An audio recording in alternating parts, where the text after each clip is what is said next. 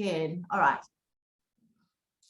Hi, Leanne, it's so wonderful to see you here. And the last time we spoke was about this time last year, and you were so encouraging to me and so instrumental in helping me just push forward and push through my own limitations to write my own book, encouraged by your book and your own courage and listening to your innate wisdom, which you are one of those fortunate people who've always been in touch with that inner voice.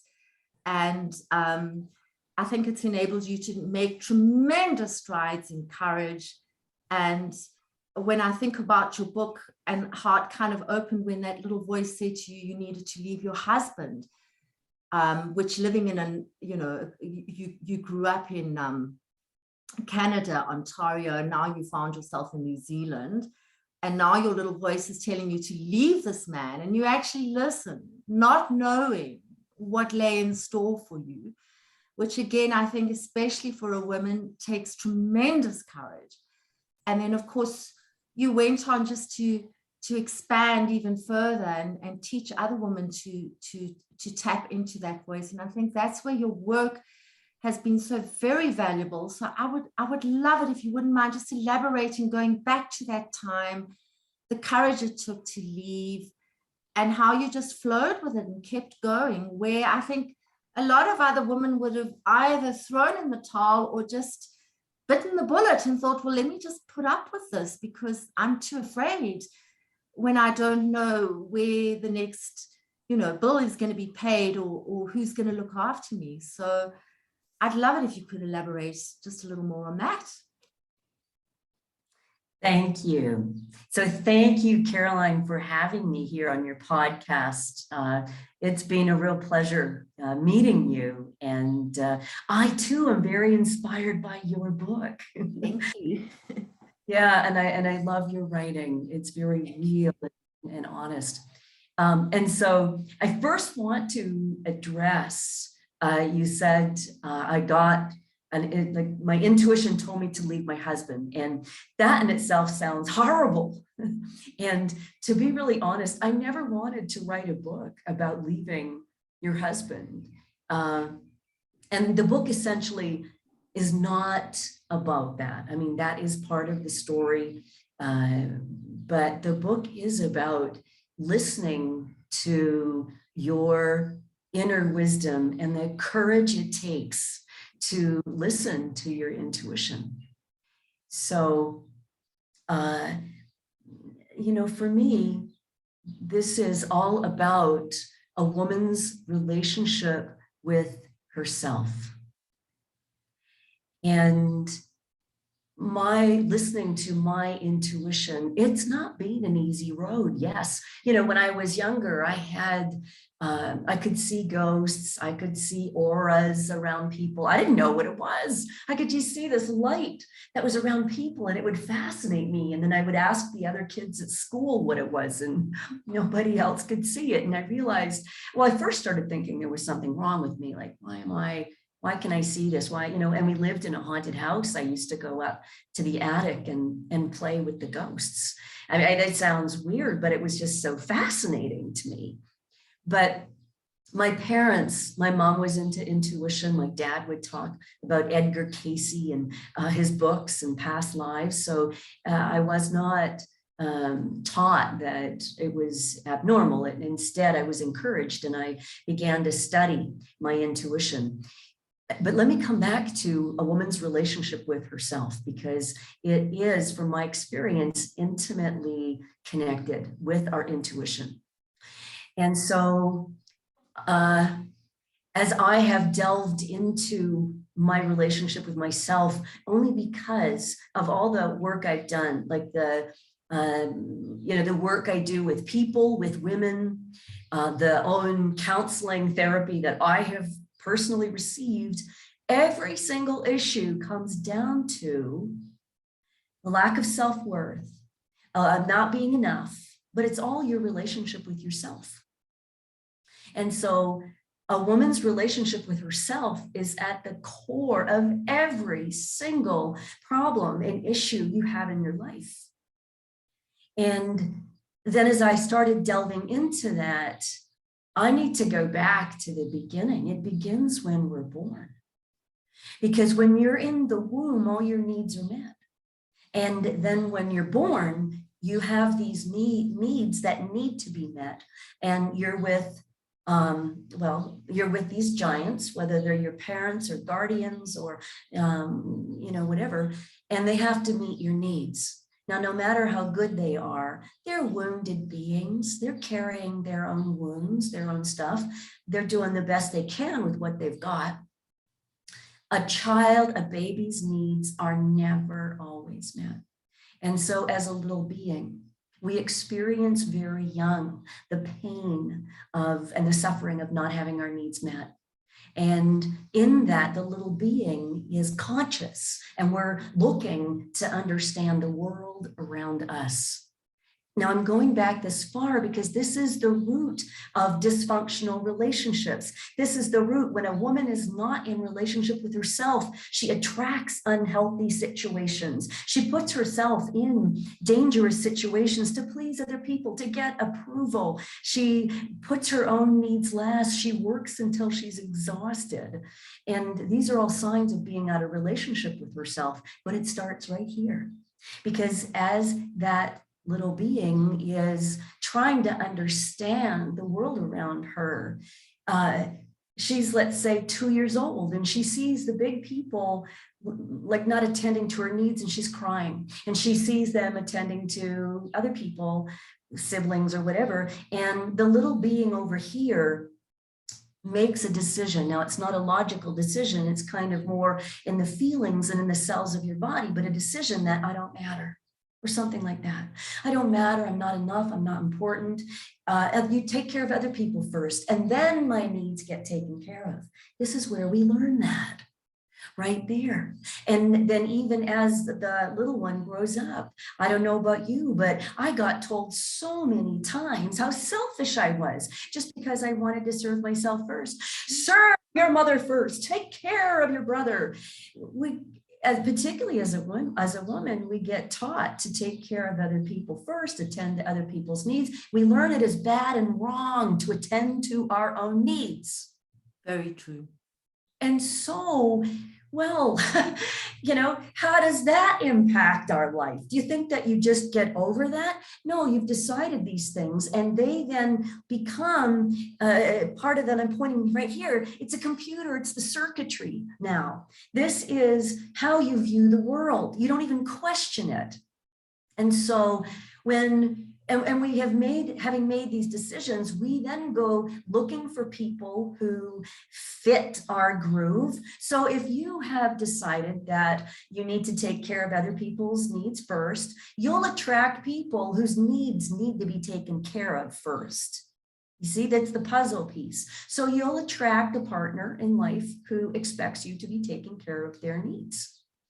Now, whatever the situation is, it could even be you attract a job who expects you to work 10 hours a day. It's the same thing, right? So this is when we're just not in relationship with ourselves. We're not listening to our intuition. We're not trusting ourselves. When you and I were talking earlier, you told me about a story about, when you were younger, it was dark and you were walking with the dog and you didn't know where you were going and you had no light, and you just had to trust that the ground was going to be beneath your feet as you took each step.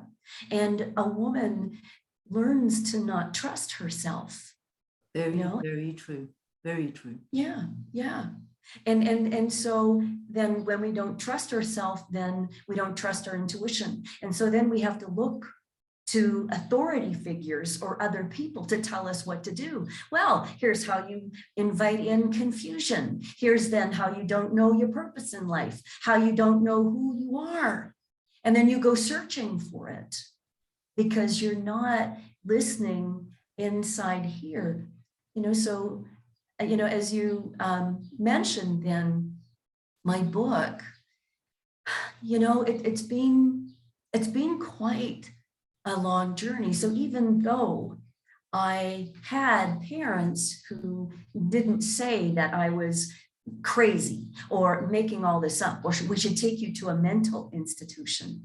I've had clients who were sent to mental institutions because they could see auras, and they had their brain, I don't know, electric shocks and that, so that they couldn't see that. I mean, how crazy is that? No, it's insane. People didn't understand what it was. And now they just do it with pills and chemicals. Same thing, really. Yeah, yeah. Anything not to feel. Yes. And you know, and that's right. And so then what happens too is we're, you know, not trusting ourselves and not listening to something that's innate, because it's in everybody. It's not just certain people born with this gift. Everybody's got it. As we expand our consciousness and become more aware, it's natural for you to become more aware of the energy around you. We are channeling all the time. Science can now take photos of the energy that flows through everything. Well, that energy is flowing through your body, my body, everything around you. And so our intuition really is just like our antenna. It's our ability to pick up on the energy around us. Some people can see it, some people can hear it, some people can feel it. It's all, you know, it's all different. How do women learn to determine the difference between their intuition or that other little voice from childhood saying, you're selfish, you're not good enough, you're all of these things? Because both of those voices speak to us at various times. So how does a woman learn to, is it a feeling? Yes. Now, there's a difference between a feeling and an emotion, okay? And we often use the two words Interchangeably, yeah. Interchangeably, yeah. I create words all the time. Me too. I really do believe that our language is so limited to express, isn't it? Depth of what's there. Right? So listening to the voice of our intuition, sometimes it's a feeling, sometimes it's a very still, quiet voice. For me, the voice is accompanied also by a feeling, and it's something that feels right. Whereas when there's my ego voice, which is telling me, oh, how selfish, who do you think you are? You know, what? Nobody's going to listen to you. Nobody wants to buy your book. There's already millions of books just like yours. I want yours. You know, that's, yeah. You know, the voice of the ego is, I know, I can tell how each one feels. The ego is wanting to make me small, hold me back, repeat the past, right? Because that's really where the ego is from. It's a collection of all of those decisions that I made, that we made since we began to think. Right. And that's, so our ego is made up of who we're supposed to be, who we should be, who we can't be, what we're supposed to do, what we can't do, how far we can go, what other people think, all of that. And so it just, you know, kind of keeps us, it's the wiring up here in the brain, which is the made up of the past. That's our ego. Whereas, you know, the intuition, that's spirit, that's source. And I can feel that more in my heart. And, you know, you and I talked about, you know, vulnerability and how hard it is to face and confront those tender parts. And, you know, I spent most of my younger years running away from them. So even though I grew up with parents who were also very in tune psychically, they had all their issues. My dad committed suicide. My mom was incredibly insecure. I think I must have been the most insecure kid at school. You know, I had no friends. I was really skinny. I couldn't play any sports, pimples, you know, just. May I ask how old you were when your dad committed suicide? Dad tried when I was 16, and then he actually succeeded. That's hard, later. hard. Because, you know, your parents are sort of your, you know, your anchors, for want of a better word. I mean, they are responsible for how you are when you grow up and trying to please and make yourself smaller and so on, which we do. But my word, Leanne, that's a tough one to overcome. I'm so sorry. You know, we all have, all of us, you know, we can say our parents are supposed to, but, you know, they're human beings just like we are, and they've got their wounds. You know, like our parents and their parents, they just didn't have time. And just as we were learning, they were learning through us, but we don't even realize that we were teaching our parents, but we had no clue about that because that didn't even occur to us. But, you know, they didn't have a guidebook either. No, that's right. That's right. And so, you know, so listening to, so that, yeah, I grew up with just so much insecurity. And so, and I ran away from it. And I realized the more I ran away from my fear, the more insecure I felt. And the more moving to New Zealand was part of that running away, or did you not see it like that? Because it's kind of on the other side of the world from where you were. Yes. You know, I was in my 20s, and I was still, well, I guess still so much to learn. And I would say that partly I was running away. Yes. You know, I was running, but what I was running away from was the family culture inside of which I felt so confined. You know, like every time I wanted to do something, I would have either my mom or my dad, you know, or family doubting me. Oh, do you think you should? Like, that's not a very good idea. Like, you can't do that because of this. And so, and I was such a creative spirit, but I constantly felt put down and doubting myself. And somehow it was their fears that they were projecting onto you. Of course, that's what we take that on board. Yes. Isn't that what's the story that, you know, when the mother's cold, she tells her child to put a sweater on? Correct. Yeah. No, you know, yeah. So it was. So I think I was running away from that. Although it was a beautiful place to run to, and that's where I spent most of my life in New Zealand. And that's where I had, you know, also some of my biggest lessons around, if I don't heal and face the insecurity that I have inside of me, then my life really just is not going to work. And I might take that same path that my dad took. You know, because when we keep running away from the insecurity and the darkness and the shadow inside, when we don't face it, bigger, doesn't it? It gets bigger. Yes, because it's allowed to grow. Because I think when you confront something, and that's what I love about your work, Leanne, is that you always start from the wounded place. You start from the very place that the rest of us are running as far away from as we can. And you tend to home right in there and start there where the wound actually is. And is that because you feel quite possibly that that's where the healing has to start? Or can you just start anywhere on your journey? I mean, do you have any thoughts either way? Oh, start anywhere. Okay. Anywhere, because anywhere will lead you to the thing that needs to be healed. Sure. But just constantly staying on relieving the symptoms. Yeah. You know, where we drink, we take pills, sure. things to numb ourselves. Yeah.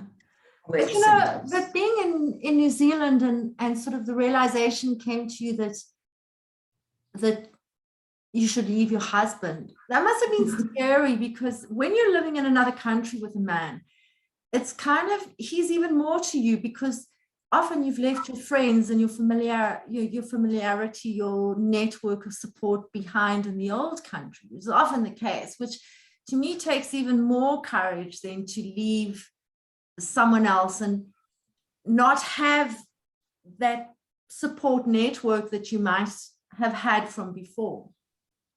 Well, so I was married 3 times, and this was my 3rd husband. So it was my first husband I went to New Zealand with. And yeah, okay. That's a different story. Right. But no, this was my 3rd husband, and I was already an entrepreneur. I was So you were financially self-sufficient, which is huge. Yes. Because Yeah. that's one of the biggest factors, I can tell you now, that stops women from leaving. Because if he's paying the bills and you're a certain age, it's not quite that easy. But you've shown so many women that actually in your life there are no limitations. So well, I have a further story to that too, which really addresses the fear you're talking about right here. But yeah, that was my 3rd husband, and the thing that I really thought that he was going to be the one. It was okay. Now I've done my work. I'm really in my sweet spot, and he's the one.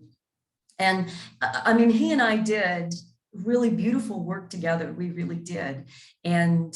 But we, I mean, I share more in the story, and I it takes 2. I can't, I don't want to make him wrong or anything.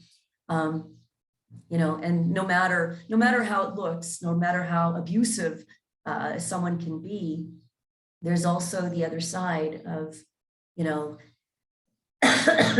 of either what we're not willing to look at or face or address. I so agree, Leanne, and I would say part of that other side is confronting that aspect of you that allowed this bad behavior, that allowed yourself to be abused in whichever way that was, whether physical or emotional bullying or whatever. And that part of yourself, I think, needs to go as well, because so long as you retain that part of your aspect of you within your biofield, for want of a better word, you're going to keep attracting somebody to come and tell you that you're not good enough. Would you agree? Yeah, that's true. And it wasn't like my husband was abusing me or anything. I just mentioned that as a sure. No. Anyway, it can take so many forms. So many it does. Know that. Yeah, some really of it is so subtle that only you perceive the insult. It's there, nobody else will. But yeah. Yeah, and it hurts. It really does. Of course. It hurts. Of course. Yeah. So this really is a story of following your intuition and the courage it takes, Caroline. Because oh my God, it was not on my mind. I was not thinking about leaving him. Yes, we had lots of troubles and problems, but I was not thinking of that. And I this message came to me. It was clearly, very clearly from my intuition. And at first I was really confused. And then I went to see other people. So I went to a counselor, I went to, someone else who did therapy. And it was just, I had to really sit and allow that to, to sink in, because what did that mean? Leave my husband, leave New Zealand. It was, because the message wasn't simply, you should leave your husband. That it was just, it's time to leave. It's time to leave was the message. And I was like, time to leave what? I didn't want to know it was about leaving my husband. And then finally, when something sinks in as the truth, you can feel it in your body. Yeah, and without a doubt. Without a doubt, absolutely. Yeah. I had been struggling and working really hard to have our relationship work, and it just wasn't going to go that way. But it worked as far as it did. And but it just took all the courage I had at that time to speak out and to say something and to realize it was actually my relationship with myself, because I knew that I was at a crossroads. I was either going to risk facing everything I feared, facing being judged. This is your third marriage. You're a complete failure in relationships. You said you were going to make this one work. It was like, just my greatest fear that people would judge me for that. And it was, I had that choice to face that or ignore my intuition and my relationship with myself and slowly fade away. I could see my two possible futures right there. And it was my choice. And I knew I had to, for me, I had to choose my relationship with myself. Because ultimately, that's really where that message was coming from. So, and in doing that miracle after miracle after miracle happened, Caroline, when I trusted myself, and I did not know, because I had not been thinking about it. Because he couldn't have been overjoyed to hear this message from you, I'm sure. It was very hard, and it was hard for both of us. Of course. Hard. It really was hard for both of us, and but when I did that, there was just miracles that happened. Yes, people judged me. Yes, people turned their back on me. I'm not going to, tell you it was a pretty story. There were things to face, but the other things that happened overshone the bad things that happened. And the bad things that happened led me to the healing that I needed to heal. See, one thing that we don't often realize is that when we have wounds that are not healed, that are incomplete, we can sometimes forget about them because they've not been tapping on our door for a while. So you're like, oh, it's all, we shoved it under the carpet. We locked it in the closet and we're off and thinking, okay, that's all done with. But no, as you expand as a being, as a consciousness, and what will happen is, and it's a natural process, in order for you to expand who you are, to be more grounded, you're going to attract what needs to be healed next, what needs to now have your attention. And if you keep pushing those things away, you'll always keep yourself insecure, off balance, inauthentic, not fulfilled, not clear about your purpose, don't know who you are. But it's when you find that courage inside of yourself, and honestly, it doesn't take, it does take courage, but it's like when you're thinking of the fear, it's worse than when you're facing it. That's very true. And I think the other thing is that you come to a realization when you've been courageous enough that no matter what life throws at you, you're bigger than that. You're bigger than your pain. You're bigger than your fear. You're bigger than the rejection. You're bigger than all the no's that you get, all the yeses. You're bigger than all of that. So who else is going to kind of absorb it or be with it and learn to release it? Because I can't see anyone else who would do it for you than you. No, you have to do the work. Yeah. And that's, so the work I do with women, I don't do this for them. And so I've because my upbringing and my my skills have always been around intuition. I have also, that's been my line of work, has always been in personal development, transformation, spiritual development. And I was at one point running two businesses. So I ran a corporate business where I did a lot of that work corporately, and then also a business that was kind of more in my heart. And I would take people into the bush, and I would lead shamanic retreats, and I would show them how to listen and talk with the trees and the rocks, which is what I used to do when I was 4 years old. and on. Which we know now that trees and rocks are absolutely sentient. I mean, Yes. They communicate with each other. I wrote about that too, the whole sort of sentience of entire ecosystems, where we know that they're actually communicating not just with each other, but with the animals too. And it's why, you know, it leads to grazing patterns and all sorts of things that many humans just aren't aware of it. And we're taught not to be aware of it. We, you know. Yeah. Yeah. So that's big. That's big. Yeah, that is, it is beautiful. So, you know, when we go in nature, you know, we do begin to connect back with our roots. And so, you know, all my training then in hypnotherapy and neuro-linguistic programming and neuroscience and multiple brain integration work, so that when I'm working with women, I show them and I help them to clear those, the entanglement up here. Because you know how I said earlier, you know, our ego is a collection of all those thoughts, and our ego wants to talk us out of expanding because, you know, it won't have a job anymore. But I mean, we really just, we bust our ego and then we create a new ego, because as long as we are human, we will always have that. It's not about, you know, pushing your shadow away. It's about embracing your shadow and, you know, really being with, the more that you step into the light and the more you expand who you are, so too, the darker you can be.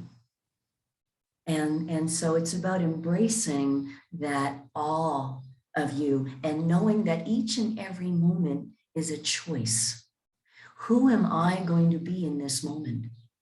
And so as I work with women and I help them to untangle the limiting thoughts and the ego that holds them back, keeps them small, a woman begins to find herself. She comes home to herself and learns how to access her own inner wisdom and her intuition, and bit by bit learns to trust herself. And so it's about coming back into relationship with herself. And when a woman does that, the world around her begins to be attended to and begins to transform itself. I truly believe that as women come home to themselves, as women heal their wounded relationship with themselves, and it's an ongoing journey, as they do that, this is how we will heal the earth and our relationship with each other. Yeah. Because I know if I look at some of the Coterie Queens, one of their biggest unhappinesses, if you like, is that so many of us have unhealed relationships with daughters, sons, family members that causes them grief, because I think that feeling of guilt somehow remains there. But what you were saying earlier, if they can, you know, heal a relationship with themselves, then I can't help thinking that that outward relationship will also heal in some way, not maybe automatically. You can't sort of, or maybe you can expect to ring on the doorbell or a phone call and there's your, you know, daughter or estranged person that you haven't spoken to for years. But would it be possible to heal on that level then? Because I know this is something a lot of women grapple with. But then again, they're putting something outside of themselves, aren't they? Even that wounded relationship. Well, it starts healing by healing your relationship with yourself.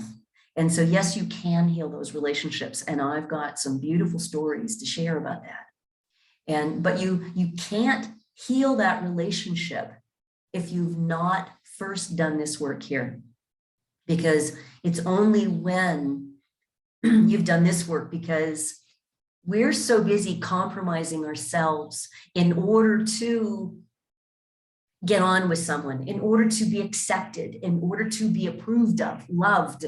And this is where all the dysfunction's from. And so when you heal that within yourself, and you've got to face fear. Oh my God, they won't love me. Oh my God, you know, like I won't get what I need or I want when I start putting myself first, when I stop compromising myself. And so these are the fears you'll face, but you'll find that none of them are true. Because that's all part of the ego from the past, that a lot of these are decisions from, you know, when you were 6 years old, 8 years old, 12 years old. And that's what life looked like then. And so you realize a lot of these things aren't true, and then you can let them go. So The same when could be said of your fears too, arguably, right? Your fears, that if you also confront those, maybe they'll also dissipate. Yeah, okay, so if this happens and that happens, and that's the worst thing that can happen, well, I'll still be here. Mhm. Yeah. And sometimes some of those things do happen, but you're just not so afraid of it anymore, you know? And so when I, after I left my husband and I separated, and he wouldn't talk to me for years, which was really painful because we had done a lot of really good work. And, and I wrote my book, and he's in my book. And I really did a lot of work to heal those wounds, to be able to talk about someone who I'd felt so hurt by, in a way with just total respect, so that the reader could read it and get the story rather than hear all the crap I had to say from being still wounded. So when I did that, he didn't talk to me for about 6 years. And then now I'm doing my healing work, right? So I'm going out of the blue. He sends me an email and he apologizes for everything, Caroline. Wow. Everything. Yeah. That's big. That's huge. Yeah. And I've had women in my program. So my program, The Woman Beat Your Drum, that's the name of it. And it's 3 months transformational program. At the end of that program, this one woman said, Leanne, if you had told me I'd be sitting down with my ex-husband having a real decent conversation before I started this program, never would have believed you. Wow. And yet here we are. And there, now she gets on with his girlfriend, and it's all good. Another woman said, I was not even intending to heal the relationship with my dad. It was not even on the radar. And yet by the end of the program, her father had apologized to her son because he had been abusive to her son, and apologized to her. Wow. Unsolicited. Wow. Things like that's just incredible, because they did the inner work. Because the other thing that we seem to feel is people are not allowed to reject us. And yeah, people can reject us, because imagine but so many people believe that, which is also a bit a skewed way of thinking. Because reject is just really, it's a way that you're relating with it. I mean, you could say people reject people all the time. If I were to, walk in a shop and the person says, I'm sorry, we're closed. If I relate with that as a rejection, I'm going to feel awful and terrible. Exactly. It's like, somebody turned around, and instead of showing you their face, they showed you, the back of their head. Like, so what? Sure. It's how we interpret. Sure. Happens, what we see, and the interpretation comes from the thoughts we've had and the decisions we made in the past. Right? And so when you start unraveling that, you realize, oh my gosh, I have been looking at people with suspicion. I've been expecting someone to betray me. I have been wondering when they're going to abandon me. I've been waiting for the shoe to drop. So many of us do that.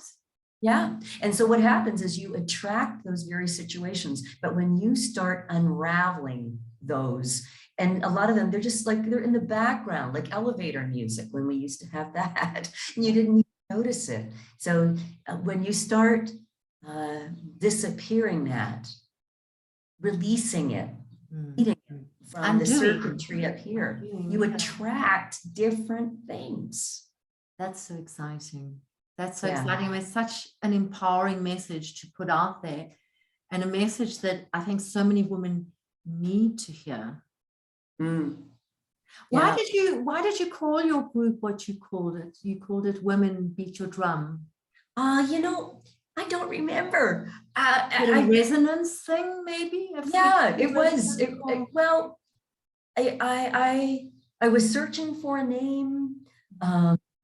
I knew, the program, it's got some shamanic aspects. It's got some like brain science stuff. It's got, but essentially the program, it leads the woman back home to herself. And so many women are busy beating other people's drums or doing things for other people. Marching to other people's tunes, exactly. Yes. And so it was just, as I was just exploring this, I think it just kind of came together. It's like, first of all, I'm talking to you, woman, not just anybody. And many women, they do the program. One of the things is they just love the name of the program. Yeah. And, beat your drum. When you beat your drum, you're living your purpose. You are resonating on this earth in a way that attracts what resonates with you, with what you want, right? Because you attract already what resonates with you. It's just you didn't realize you were resonating things you didn't want. But when you start realizing and you start resonating more intentionally, more purposefully, who you truly are, then the world around you transforms. It's like you are your drum. Yeah, exactly. And the course itself is, did you say that was 3 months? Yes. So yes. It's a linear thing. So they would join up and they would join for 3 months and finish that course, and then you'd start on the next. So they'd have to do from that time to that time. They couldn't just jump in the middle. So the program is offered as a group and as a one-on-one version. So people can choose. And so the women who choose the one-on-one, that's just with me, and we start whenever, we start now. The group, that launches from time to time. So I'll wait until there's a sufficient number of women and we begin. I have had many women do the Woman Beat Your Drum again and again and again, 4 times sometimes. Wow, really? I have a mastermind program as well. Times, and I have a lot of other opportunities for people to come and just get a taster of working with me as well. You'll find out about those if you're in my newsletter. So you can always sign up to that if you go to my website, which is leannebabcock.ca. So I am evolving to a .com, but at the moment it's still .ca. So you can sign up for my newsletter there. But yeah, that is some people do the Woman Beat Your Drum, the 3 months, and then they'll do the mastermind, which is a 12-month program. And then they'll come and do the Woman Beat Your Drum again. So there's a lot of options for. And I believe you're now in Mexico. So it's quite a long way from Canada. It looks quite nice, warm and balmy where you are. I see you sleeveless top and. It is. It's beautiful here. And you have a new man. So that. We've been together for just over a year. So yes, I was, so I left New Zealand after 30 years living in New Zealand. And I got another intuitive message that I needed to leave New Zealand, which was another message I fought with. It was like, no, you're kidding. Here in New Zealand, I'm all set up. And at that time, I was single. And so that's coming back to that fear you mentioned earlier when, I'm thinking, okay, so now I'm in my late 50s. Nobody knows me in Canada. I do my work in New Zealand and how, I'm going to have to start up my business all over again. It'll cost a fortune to move. How am I going to support myself? Because I'd be starting from scratch. And so it was huge. It really was. But I got myself to the point where, Leanne, how do you want to live your life?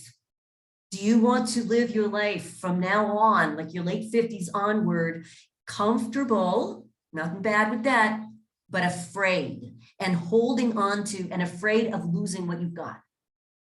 Or are you going to listen to something calling you to be bigger than behind your white picket fence?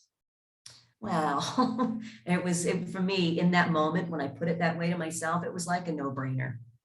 So it is. And so Did you find miracles also accompanied that decision as well? Oh, well, listen to this. The moment I said yes, the moment I said, okay, I'm going, I put my house on the market in about a month. 3 weeks later, my house sold. Wow. For the highest price of all Wow. in the market. And get this, the guy who bought my house, he bought all my furniture. Wow. Well, what affirmation do you need? I mean, that's just, wow. Yeah, it was totally wow. And I was just completely supported. I moved back to Canada. I didn't actually want to be in Canada. So that was always with me. Energetically, I didn't Resonate really with that. I didn't. No. I thought maybe the United States I was more attracted to energetically. And so I arrived here and I bought a truck camper. I traveled, I toured. I published my first book then, Open Me, the true story of a magical journey from fear to freedom. And I toured for 12 months from coast to coast in Canada and coast to coast in the United States. And that's brave. That's very, very brave. Where did you sleep? Oh, it was phenomenal. It was just a phenomenal trip. And I knew that I wanted to live in the US. I was clear. I don't want to live in Canada. Just energetically, again, it just was confirmation. I didn't really want to live there. And then I met George. I met this lovely man, and How did you meet him? Oh, I met him online. Okay. Which, it was my first foray into online. I told the universe, okay, you got 3 months and that's it. And then I'm closing my account. And George is the last guy I met at the end of the 3 months. And I was just really upfront. I said, just so you know, I'm not staying in Canada. I'm leaving. And we just, really loved each other. And he said, well, that's okay. And I said, I don't know where I'm going, maybe the US. And then the pandemic hit. And then the US, the border was closed. And then somebody said to me, I've got this place in Mexico, Leanne. Do you want to go to Mexico? Because I just really didn't want to stay in Canada. It just wasn't feeling good here anymore at all. And I thought, oh, Mexico. Oh, all right. I hadn't thought of it. But, sometimes the universe just opens up doors. And I was, all right, so George, I'm going to Mexico, come and visit. And so as it turns out, no, George is now, he's sold up in Toronto and he's now moving here. So, trusting your intuition. I regret nothing, absolutely nothing. If I were to die today is a good day to die. Because I feel so fulfilled. I've written the 2 books I wanted to write. I know I've got 2 more books in my mind that, okay, if I've got more days, they'll get written. But there's I don't have those thoughts of, gee, I wished I'd left New Zealand, or gee, I wished I'd left my husband and followed that, or I don't want those. And I think that's one of the things that also is guiding me is I will not live a regretful life. And when I die, whatever moment that is, because I don't know when that is, that day will be a good day to die. That's a fantastic way to actually end everything, because it's like the final frontiers. Why do we even fear death so much? When it's really just another transition, isn't it? And there it is. Well, thank you so much. Just say your website again, and I'll actually put it on the Kochri. I'll actually, when I put the video up, I'll just put your website there, and then women can go there and see for themselves, how to go about joining or asking you stuff, or where to get your books, which I can highly recommend. Thank you so very much. You're welcome. Thank you. So